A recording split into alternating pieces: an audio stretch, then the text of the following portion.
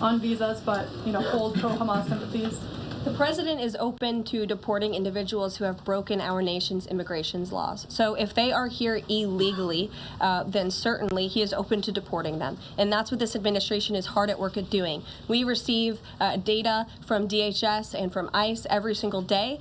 From what we hear on the ground, ICE agents are feeling incredibly empowered right now because they actually have a leader in this building who is supporting them in doing their jobs that they were hired to do, which is to detain, arrest, and deport illegal criminals who have invaded our nation's borders over the past 4 years. That's what the president is committed to seeing. Peter. Very quickly, just following up on the question on immigration first. President Trump, during the course of the campaign in 2024, said the following about illegal immigration. He said, they're going back home where they belong, and we start with the criminals. There are many, many criminals. NBC News has learned that ICE arrested 1,179 undocumented immigrants on Sunday, but nearly half of them, 566 of the migrants, appear to have no prior criminal record besides entering the country illegally. Is the president still focused exclusively, which is a civil crime, it's not criminal? It's a federal crime.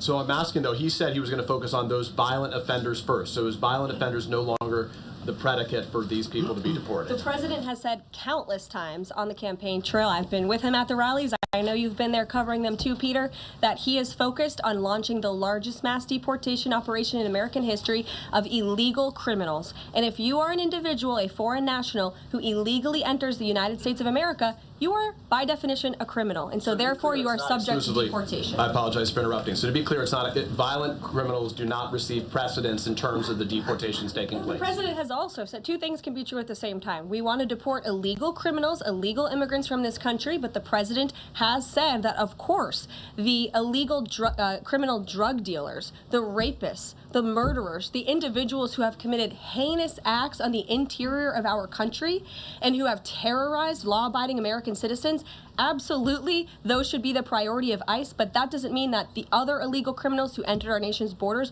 are off the table. Understood. Then let me ask you a separate question about the confusion that still exists across the country right now as it relates to the freeze or the pause as it's described. President Trump, of course, ran one of the key policy items was that he was going to lower prices, lower the cost of everything from groceries, as he often said. But in many of the cases, it would seem that some of these moves could raise prices for real Americans on everything from low-income heating, that program, child care programs. Will nothing that the president's doing here in terms of the freeze in these programs raise prices on ordinary Americans? What particular actions are you referring to that would? I'm referring to LHEAP right now. That's the low-income heating program, for example. We can talk about, there's no clarity, so I could refer to a lot of them. We don't know what they are specifically. Can you tell us that LHEAP is not one of those affected? So you're asking a hypothetical based on programs that you can't even identify. Well, I just identified. What I can tell you just to be clear, since you guys haven't identified, let's do it together just for Americans at home. Medicaid, is that affected?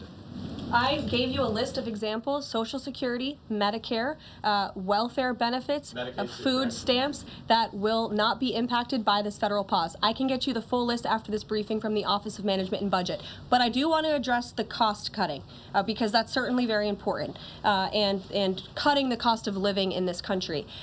President Trump has taken historic action over the past week to do that.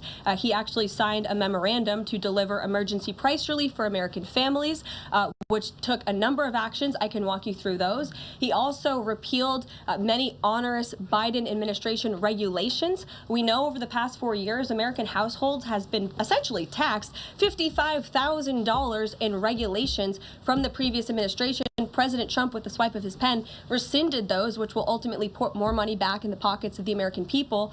So deregulation is a big deal. And then when it comes to energy, I mean, the president signed an executive order to declare a national energy emergency here at home, which is going to make America